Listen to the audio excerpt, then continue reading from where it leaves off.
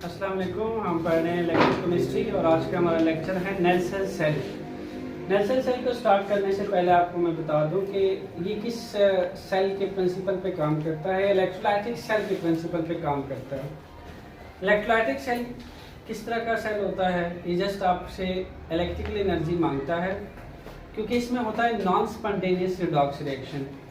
Non spontaneous redox reactions कैसे होते हैं? जो अपने आप से शुरू नहीं होते, जिनको स्टार्ट करने के लिए यू नीड इलेक्ट्रिकल एनर्जी। तो इनको इलेक्ट्रिकल एनर्जी देने के लिए हम किसी सेल या फिर बैटरी से इसको कनेक्ट करते हैं। सेल या बैटरी से मिलता है इसको करंट की हेल्प से इलेक्ट्रोलाइसिस होती है। इलेक्ट्रोलाइसिस मतलब डिकम्पोज होता है, ब्रेक डाउनिंग होती है। किसकी? इलेक्ट्रोलाइट्स की। इलेक्ट्रोलाइट्स की इलेक्ट्रोलाइसिस होती है by the help of electric current. जब तक आप इसको इलेक्ट्रिकल एनर्जी नहीं देते, इलेक्ट्रोलाइसिस का प्रोसेस स्टार्ट नहीं होता। ये होता है नॉन स्पॉन्टेनियस। एक मैंने आपको दो पढ़ाए थे। इलेक्ट्रोकेमिकल सेल में होता है स्पॉन्टेनियस रिडॉक्स रिएक्शन। स्पॉन्टेनियस जो खुद से हो जाए, जिसको शुरू करने के लिए कोई एक्सटर्नल कुछ ना देना पड़े, ठीक। नॉन स्पॉन्टेनियस होता है जिसका केमिकल रिएक्शन शुरू करवाने के लिए तुम्हें इलेक्ट्रिकल एनर्जी देनी पड़े। तो जिसको शुरू करने के लिए इलेक्ट्रिकल एनर्जी तुम्हें देनी पड़े, that is actually non spontaneous redox reaction, ठीक है। तो ये जो नेल्सन सेल है ये just like a electrolytic cell के प्रिंसिपल पे काम करेगा। तो बिल्कुल इसके अंदर भी इलेक्ट्रोलाइसिस होगी, ठीक है। और इलेक्ट्रोलाइसिस करने के लिए इसको भी हम बिल्कुल वैसे ही इलेक्ट्रिकल एनर्जी देंगे जो हमने इलेक्ट्रोलाइटिक सेल में पढ़ा था। ये आपकी दी हुई इलेक्ट्रिकल एनर्जी कहाँ लगाएगा? ये उसको लगाएगा ब्रेक डाउनिंग में, इलेक्ट्रोलाइसिस करने में। किसकी इलेक्ट्रोलाइसिस करने में? जो आप इसके अंदर इलेक्ट्रोलाइट डालोगे उसको डिकम्पोज करेगा। तो यहाँ पे हम एक्चुअली आज क्या करने वाले हैं, हम इलेक्ट्रोकेमिकल इंडस्ट्री पढ़ रहे थे। इलेक्ट्रोकेमिकल इंडस्ट्री में सेकेंड प्रिपरेशन है किसकी? कास्टिक सोडा की। That is nothing but caustic soda. NaOH को कहते हैं कास्टिक सोडा। कास्टिक सोडा को हमने प्रिपेयर करना है ब्राइन से, ठीक है। ब्राइन का यहाँ पे जो मेन फंक्शनिंग है, दैट इज व्हाट एक्चुअल में हम आपके जो किसी भी साल्ट का अगर एक्वस सोल्यूशन ले लें, किसी भी साल्ट का अगर एक्वस सोल्यूशन ले लें, उसको हम कहते हैं ब्राइन, ठीक है। तो यहाँ पे मैं लिख देता हूँ brine is what actually aqueous solution,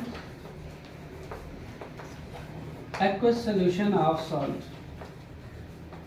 किसी सॉल्ट का एक्वस सोल्यूशन लेने से यानी वो होता है ब्राइन, ठीक है। तो हम अगर किसी सॉल्ट का एक्वस सोल्यूशन ले लें, दैट विल बिकम ब्राइन। तो यहाँ हम क्या करने लगे हैं, NaCl एक सॉल्ट है, NaCl एक सॉल्ट है, उसका हम ले लेंगे एक्वस सोल्यूशन, ठीक है। तो NaCl सॉल्ट का अगर एक्वस सोल्यूशन ले लिया जाए तो उससे बनता है ब्राइन। आप समझ गए ब्राइन क्या चीज है? किसी सॉल्ट का एक्वस सोल्यूशन लेना। और एक्वस सोल्यूशन आप जानते हो जिसमें वाटर सॉल्वेंट हो, और सॉल्यूट यहाँ कौन होगा? कोई सॉल्ट होगा।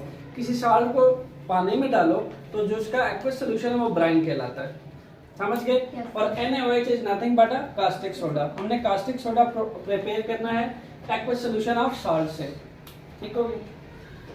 ये सारा मैकेनिज्म करने के लिए कोई ना कोई आपको सेटअप चाहिए, कोई किसी सेटअप में आपको ये करना पड़ता है, और सेटअप के लिए हाजिर है नेल्सन सेल। नेल्सन सेल के अंदर ये सारा कुछ किया जाता है, यानी कास्टिक सोडा को नेल्सन सेल के अंदर प्रिपेयर किया जाता है। अच्छा, जस्ट इसमें क्या है कि इसके अंदर हमने एक रॉड इंसर्ट किया हुआ, एक यू शेप्ड आपके पास इन्वर्ट है, उसके अंदर हमने एक रॉड इंसर्ट किया हुआ है, और ये rod is nothing but a graphite anode. Graphite का बना हुआ, ग्रेफाइट कार्बन का बना हुआ हमने ये रॉड डाला हुआ है, ये एक्ट करेगा एज एनोड, ठीक। इसी हिसाब से यहाँ पे आपको दो आउटलेट नजर आ रहे हैं। कौन से आउटलेट? एक है हाइड्रोजन और एक है क्लोरीन गैस।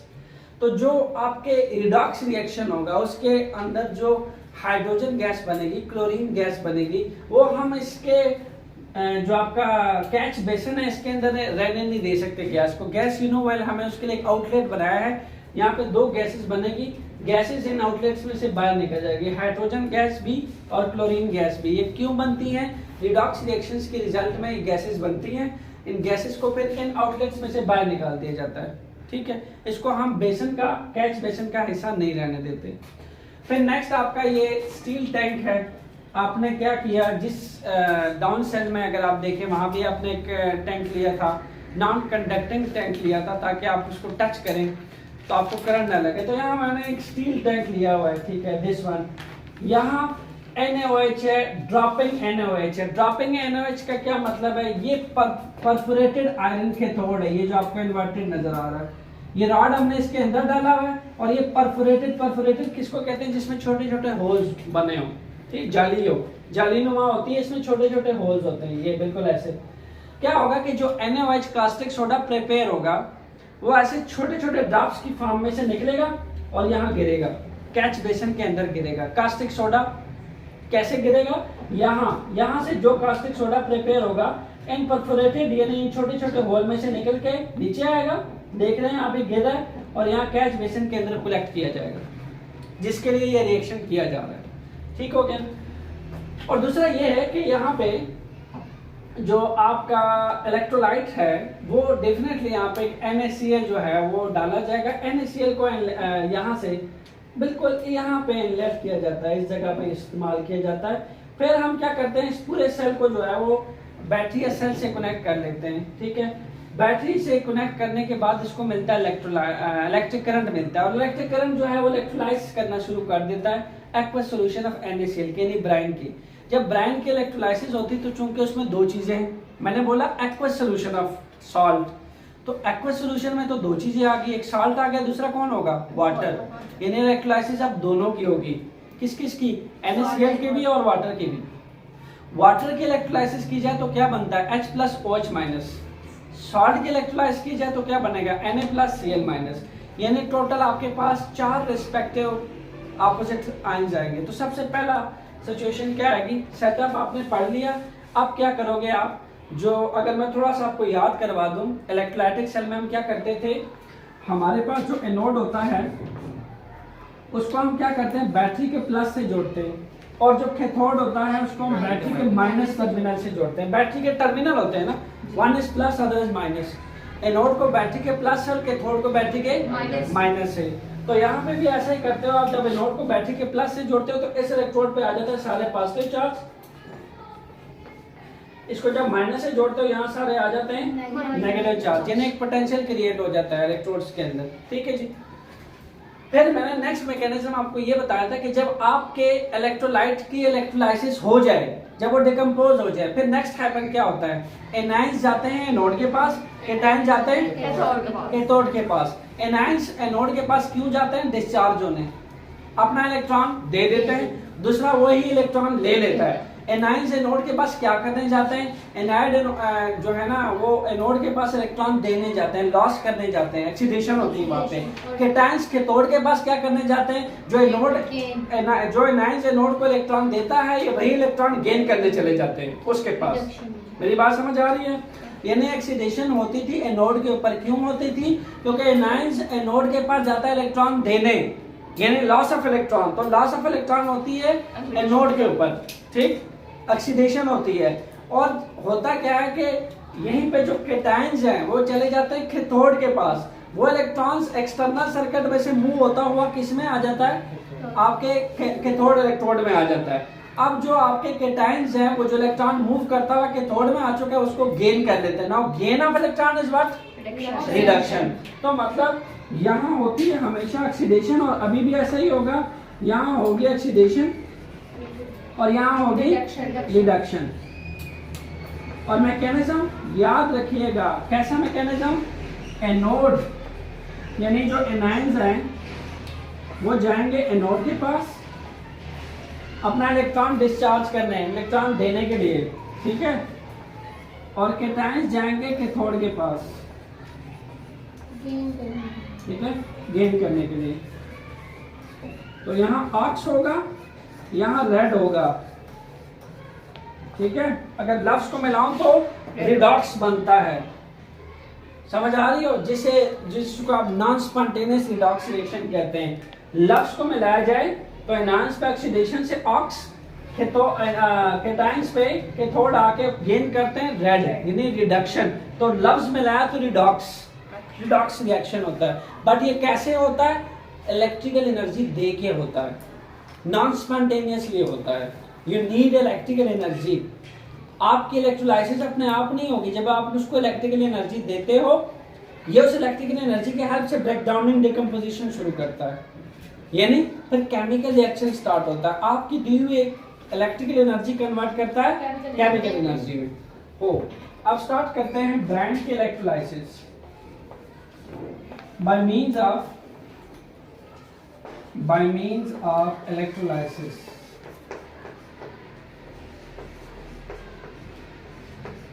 अब याद रहे जो इलेक्ट्रोलाइसिस के लिए आप ले रखा है या आपने एक्वस सोल्यूशन लिया हुआ है, एक्वस सोल्यूशन लिया हुआ।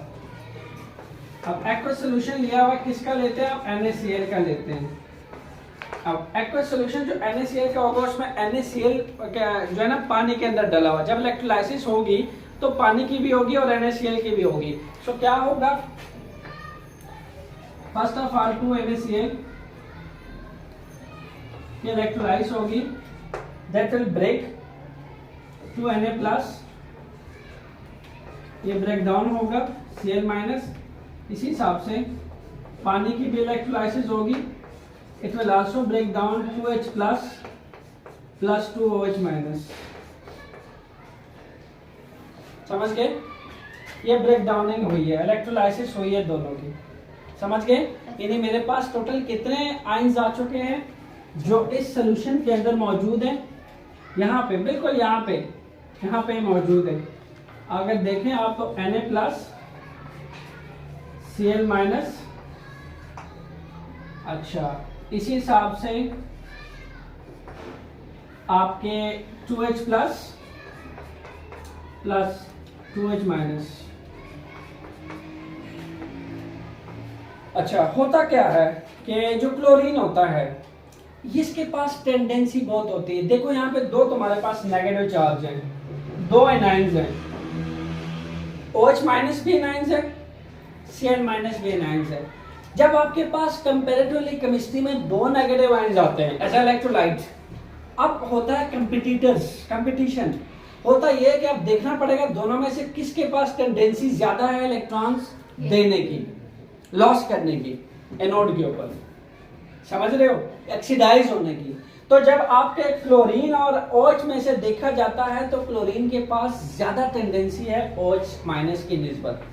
तो क्या करेगा क्लोरीन, बड़ा जल्दी से आपके एनायंस स्पीडली जाएगा और एनोड के ऊपर अपना इलेक्ट्रॉन लॉस कर देगा, दिस वन यहाँ पे अपना इलेक्ट्रॉन लॉस कर देगा, समझ रहे हो, यहाँ पे अपना इलेक्ट्रॉन लॉस कर देगा। क्योंकि क्या प्रिंसिपल इलेक्ट्रोलाइटिक सेल्स का, एनोड एनाइंस जाते हैं एनोड के ऊपर अपने इलेक्ट्रॉन लॉस कर देते हैं। तो बिल्कुल ऐसे ही होगा, 2Cl माइनस के ऊपर ऑलरेडी एक नेगेटिव चार्ज मौजूद है, याद रहे 2Cl माइनस जाएगा और एनोड के ऊपर चला जाएगा अपने इलेक्ट्रॉन्स को डिस्चार्ज करने। और इसके इलेक्ट्रॉन कैसे डिस्चार्ज होंगे, मैंने उस दिन भी बताया था, जब वो एनोड से एनोड को अपने इलेक्ट्रॉन दे देंगे तो क्या करेगा, ये यहां से बन जाएगा ये क्लोरीन सिंपल गैस और अपना इलेक्ट्रॉन दे देगा, समझ रहे हो। यानी ये किस पे हुआ ये रिएक्शन, ये हुआ है एनोड के ऊपर, एनोड के ऊपर से 2Cl माइनस गया, यानी एनाइंस गया एनोड के ऊपर, यहां से उसने 2 इलेक्ट्रॉन लॉस कर दिए। जब इसमें 2 इलेक्ट्रॉन लॉस कर दिए ये बन गया क्लोरीन गैस। आपको याद होगा मैंने आपसे कहा था जब रिडॉक्स रिएक्शन होगा तो जो क्लोरीन गैस होती है वो यहाँ से बाहर निकाल दी जाती है। देखिए 2 आउटलेट बने हुए हैं, क्लोरीन गैस के लिए भी बना हुआ और हाइड्रोजन गैस के लिए भी बना हुआ है। क्लोरीन गैस यहाँ से आउटलेट के थ्रू बाहर निकाल दी जाती है, समझ गए, जो क्लोरीन गैस बन जाएगी। अब यहाँ पे एक बात और याद रखें, उस दिन भी अगर आपको कोई कंफ्यूजन है तो मैं आपकी दूर कर देता हूँ। ये जो आपका Cl माइनस है इसके पास है नेगेटिव चार्ज इस वक्त। अगर मैं इसका इलेक्ट्रॉनिक कॉन्फ़िगरेशन चेक करूं तो कैसा है, अभी 288 का इलेक्ट्रॉनिक कॉन्फ़िगरेशन है, 288, यानी इसके पास एक इलेक्ट्रॉन ज्यादा है इस वक्त। और यहाँ कितने क्लोरीन का एटम है, 2। तो ये भी क्लोरीन का नेगेटिव एटम है, ये भी क्लोरीन का नेगेटिव एटम है। ये क्या करते हैं, ये दोनों एनायंस जाते हैं नोड को, कहते हैं ये हमारा वाला इलेक्ट्रॉन ले लो, ये वाला और ये वाला, एक इलेक्ट्रॉन दे दिया, दूसरा दे दिया, टोटल कितने हुए, 2। बदले में क्या बना, जब इसने ये दे दिया ये दे दिया, ये क्या बन चुके हैं, ये बन चुके हैं 287, दूसरा भी बन चुका है 287। तो जितने प्रोटॉन उतने इलेक्ट्रॉन्स, मतलब न्यूट्रल, तो ये Cl गैस बन जाते हैं वापस, समझ गए? तो जब ये Cl गैस बन जाते हैं तो गैस का कोई काम नहीं है, गैस को आप एक जगह में बंद करके नहीं रख सकते, इसलिए हमने उसके लिए आउटलेट बनाया है, आउटलेट में से बाहर निकल जाती है क्लोरीन गैस। ठीक, ये पहले ये क्लोरीन ये आपके गैस होती है, डायरेक्ट बाहर निकल जाती है। अच्छा खैर, नेक्स्ट आपके, अच्छा यहाँ क्या हुई है, Z में रखिएगा, यहाँ आपकी हुई है ऑक्सीडेशन, ठीक है, यहाँ हुई है ऑक्सीडेशन, इलेक्ट्रॉन लॉस हुए। अब बात करते हैं आपके कैथोड के, यानी जो आपके नेक्स्ट इलेक्ट्रोड है, रिडक्शन की बात करते हैं। कैथोड के ऊपर क्या हुआ है,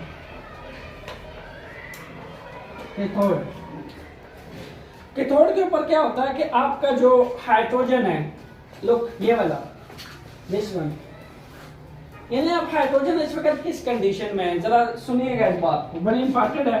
हाइड्रोजन के ऊपर है प्लस का चार्ज, यानी इसका K शेल बिल्कुल खाली है अभी, समझ गए? दो इलेक्ट्रॉन आ रहे हैं, कहां से चल के, एनोड से चल के, किसकी तरफ चल के आ रहे हैं, कैथोड की तरफ, और कैथोड पे वो इलेक्ट्रॉन्स पड़े हैं, जल्दी से H+ जाएगा, भागा भागा, वो है दो इलेक्ट्रॉन मुझे दो, क्यों? क्योंकि इसका K शेल खाली है, इसको कितने चाहिए स्टेबल होने के लिए, दो, तो ये वही दो इलेक्ट्रॉन गेन करके हाइड्रोजन गैस बन जाएगा। क्या बन जाएगा, हाइड्रोजन गैस बन जाएगी, ठीक है। अब यहाँ पे जबकि, अच्छा एक बात और, यहाँ कितने क्लोरीन एटम थे, दो, तो हम कितने हाइड्रोजन एटम भेजेंगे, दो भेजेंगे, एक को भी एक मिलेगा, दूसरे को भी एक मिलेगा, और दोनों बन जाएंगे हाइड्रोजन गैस। दो क्लोरीन एटम के लिए दो हाइड्रोजन एटम चाहिए, एक एक करके ले लेंगे। देखो दो इलेक्ट्रॉन थे ना, तो एक हाइड्रोजन को अगर एक H+ को एक इलेक्ट्रॉन दिलाओगे तो क्या बन जाएगा, एक बन जाएगा हाइड्रोजन गैस, एक इलेक्ट्रॉन एक प्रोटॉन। ये वाला इलेक्ट्रॉन भी एक हाइड्रोजन गैस को दिलाओगे तो क्या बन जाएगा, एक प्रोटॉन एक इलेक्ट्रॉन, जैसे उसकी अपनी इलेक्ट्रॉनिक कॉन्फ़िगरेशन वापस आ जाएगी, फिर से वो बन जाएगी हाइड्रोजन गैस। तो यहाँ नथिंग, यहाँ होगा आपके पास reduction 2H+ plus 2 electrons, it will now also become hydrogen gas। ये हाइड्रोजन गैस बन चुकी है। अब हाइड्रोजन गैस जो बन चुकी है इसके लिए भी तो एक आउटलेट चाहिए, ये रहा आउटलेट, आउट, जो गैस बन गई बाहर, तो हमारे पास दो आउटलेट हैं, क्लोरीन के लिए क्या था, हाइड्रोजन के लिए, ठीक है। देखिए जो मैकेनिज्म बताया था वही हुआ, एनाइंस जाते हैं एनोड की तरफ, कैटायंस जाते हैं कैथोड की तरफ। तो यहाँ कितने एनाइंस थे बताया था ना, यहाँ दो एनाइंस थे, एक था आपके पास Cl-, दूसरा था OH-। मैंने बोला क्लोरीन की टेंडेंसी ज्यादा है ऑक्सीडाइज होने की, सो क्लोरीन जल्दी से चला गया एनोड के पास, वो ऑक्सीडाइज हुआ, उसने अपने इलेक्ट्रॉन लॉस किए, दो इलेक्ट्रॉन एक्सटर्नल सर्कल से होते हुए किस पे गए, कैथोड की तरफ, जब कैथोड पे चले गए वो इलेक्ट्रॉन गेन हो गए, ठीक, वो इलेक्ट्रॉन गेन हो गए। तो मैंने क्या कहा था, कैटायन जाता है कैथोड की तरफ इलेक्ट्रॉन गेन करने, रिड्यूस होने, रिडक्शंस करने। तो नेक्स्ट अगर हम आपका ओवरऑल रिएक्शन लिखने से पहले मैं आपको बताऊं कि एक और रिएक्शन यहाँ पे होता है, ये दो बच गई आपके पास OH- और ये Na+, दिस वन, ये देखिए ना, H+ का फैसला हो गया, Cl- का हो गया, Cl- एनोड की तरफ गया, ये कैथोड की तरफ गया, इसने दे दिए, इसने गेन कर लिए। अभी जो Na+ और OH- क्या करेंगे, NaOH बना लेंगे, यही तो आपको चाहिए था। इलेक्ट्रोलाइट में ये इसके अंदर रिएक्ट करेंगे, Na+ OH- से रिएक्ट करेगा, कास्टिक सोडा बनेगा, और इन परफोरेटेड जो छोटे छोटे होल्स है इसमें से गिरता हुआ नीचे कैच बेसन में गिरता जाएगा, और हम उसे कलेक्ट करते जाएंगे, Na+ और OH-। तो ये इन दोनों को रिएक्ट करवाते हैं, 2Na+ plus 2OH-, it will become nothing but a caustic soda। ये आपके पास कास्टिक सोडा बन चुका है, 2Na+ 2OH माइनस, दोनों रिएक्ट करेंगे and sodium hydroxide caustic soda prepare हो जाएगा, जिसको हम परफोरेटेड आयरन के थोड़ से कलेक्ट कर लेंगे। अच्छा, अगर हम और रिएक्शन की बात करें तो हमारे पास और रिएक्शन लिखा जा सकता है यहाँ पे, जैसा कि लिखा हुआ है 2NaCl plus 2H2O equal to H2 plus Cl2 plus 2NaOH। कैसे आया ये जानना बहुत जरूरी है। मैंने क्या कहा था, अगर आपको और रिएक्शन लिखना हो एनोड कैथोड सबको ऐड करो और जो बच जाए वही आपका होगा और रिएक्शन। मैंने ये एनोड है, ये कैथोड है, ये आपके पास NaOH का प्रोसेस है जो बना है। अब देखो Cl माइनस ढूंढो, कहीं प्रोडक्ट में कहीं नजर आ रहा है? नहीं सर, नहीं है? ओके। इसी तरह 2H प्लस